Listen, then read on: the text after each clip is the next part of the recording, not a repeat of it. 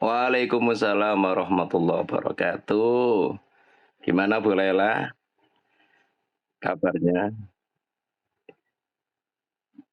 Iya ya. Silakan silakan boleh.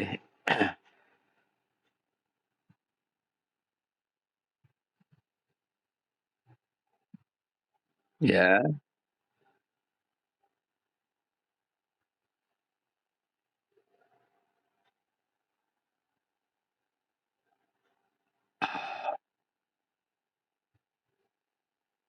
ya,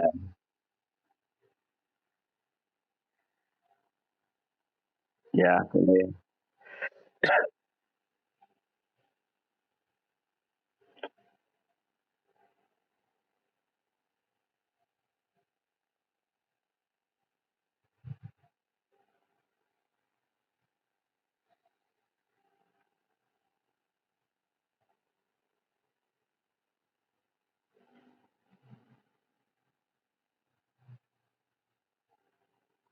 Ya, ya,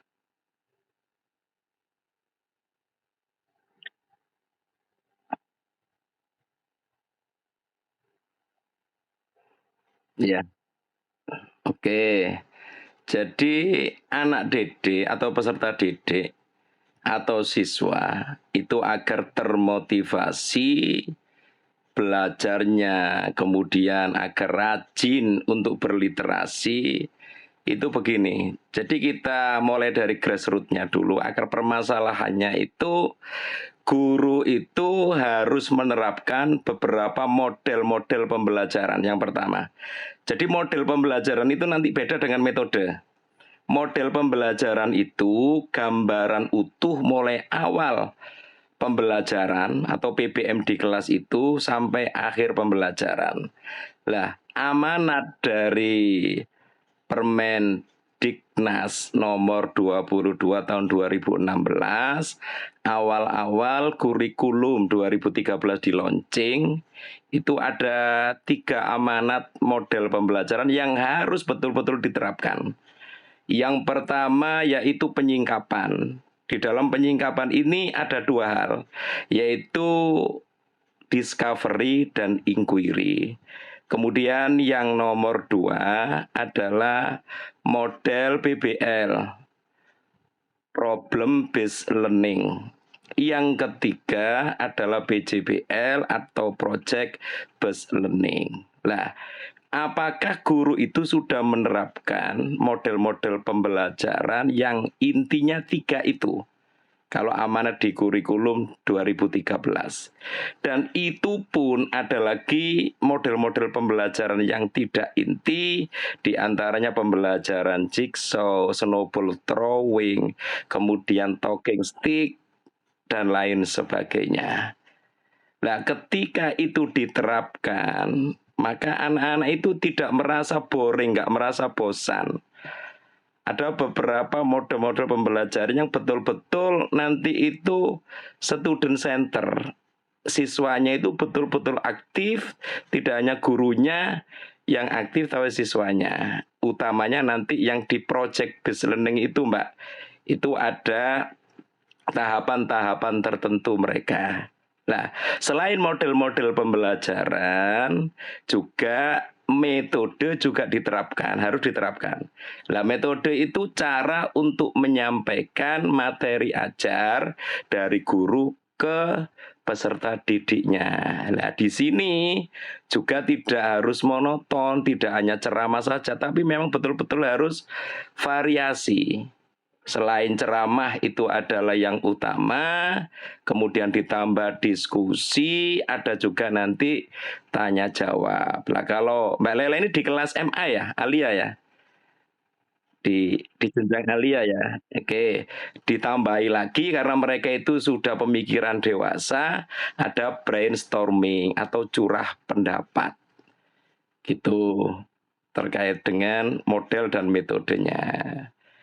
Mungkin masih ada yang didiskusikan. Apa tadi ya, literasi ya? Gimana?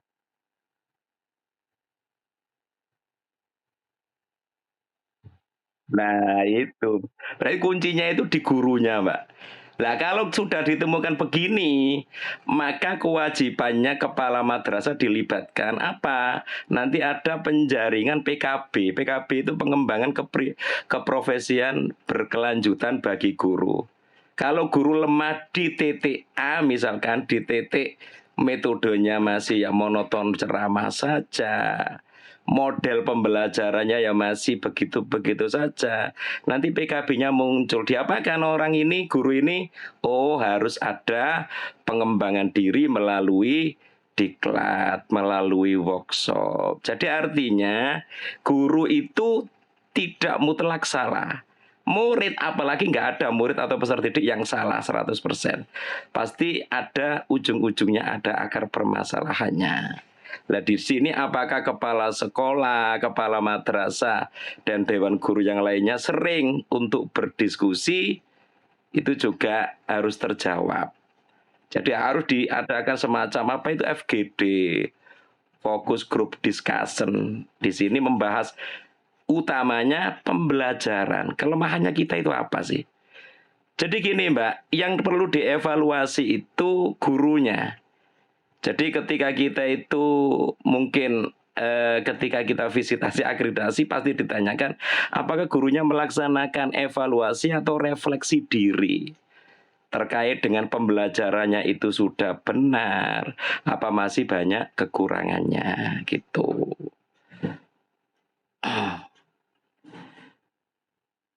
Gitu. Betul itu. Dan nanti ada di bawahnya metode itu ada teknik. Lah teknik itu secara khusus. Jadi spesifikasinya itu lebih terarah. Jadi misalnya Mbak Lela ini ngajar apa Mbak? Guru apa misal? Kimia. Menyampaikan ceramahnya dengan gaya A. Nanti dengan Bu atau Pak yang lain ngajar materi yang lain atau pelajaran yang lain dengan ceramah gayanya juga akan berbeda. Itu namanya teknik pembelajaran nanti. Jadi masih banyak yang perlu dikupas nanti. Ada strategi dan lain sebagainya.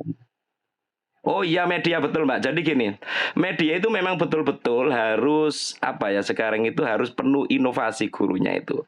Jadi selama ini guru-guru mohon maaf, apalagi guru-guru yang agak-agak sepuh gitu ya, agak tua gitu, medianya monoton.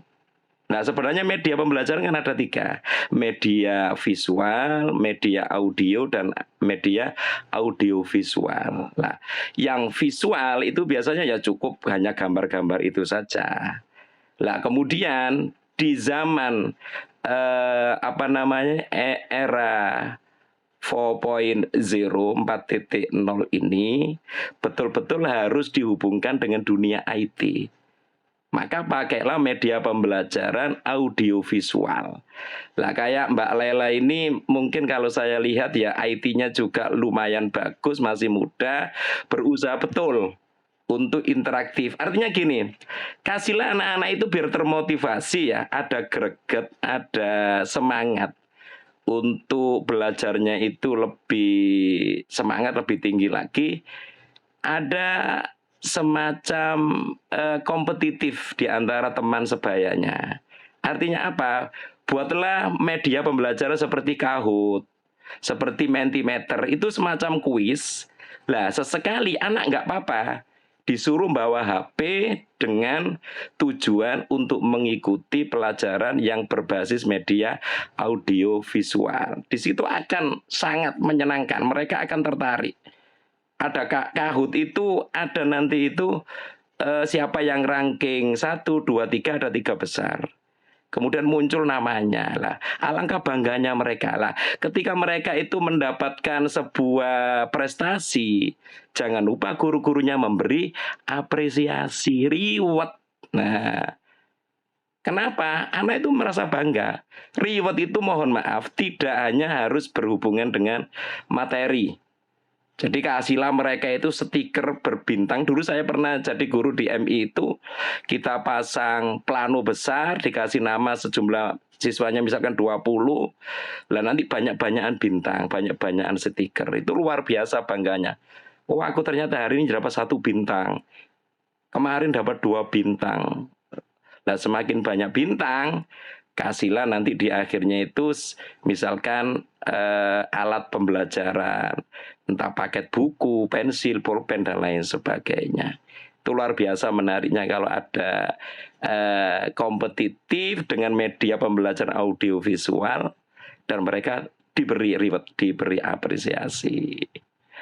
Oke. Iya, betul. Saya bisa nanti diundang untuk istilahnya berdiskusi dengan guru-guru, boleh nanti. Kita praktekkan dengan model-model pembelajaran yang sangat menyenangkan. Dan jangan lupa Mbak, untuk pembelajaran itu jangan monoton di dalam kelas ya, jangan di indoor, tapi outdoor. Sumber belajar itu tidak hanya di dalam, tapi di luar lingkungan atau di luar kelas itu banyak. Apalagi mungkin Mbak Lela ini kimia, banyak beberapa tumbuhan di situ yang perlu dikupas. Kita memakai yang PBL, problem based learning. Ada masalah apa di sekolah, sekitar sekolah itu? Kita ajak keluar. Mereka menemukan masalah, sekaligus kita dampingi untuk menemukan problem solvingnya. Itu luar. Jadi mohon untuk diajak sesekali di luar kelas ya, pembelajaran outdoor. Itu.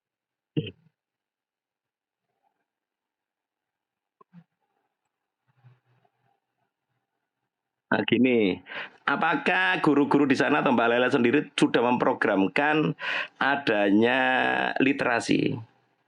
Artinya gini, literasi itu mohon maaf tidak hanya sekedar membaca, tapi bisa mendengarkan, utamanya menulis dan lain sebagainya. Lah, coba gini, literasi sekali lagi tidak membaca, tapi lagi-lagi anak-anak didik itu kalau dimotivasi ada hadiah, kompetitif. Insya Allah mereka terangsang literasinya. Apa?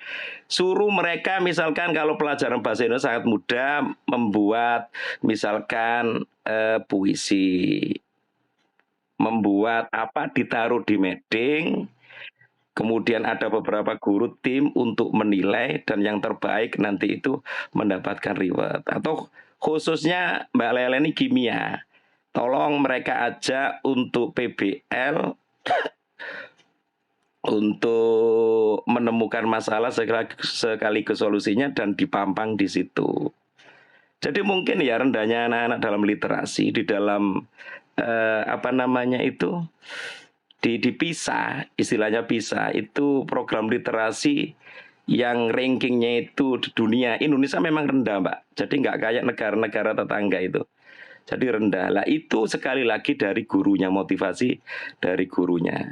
Nah, sekali lagi lebih kompetitif lah kepada anak-anak didik kita. Gitulah.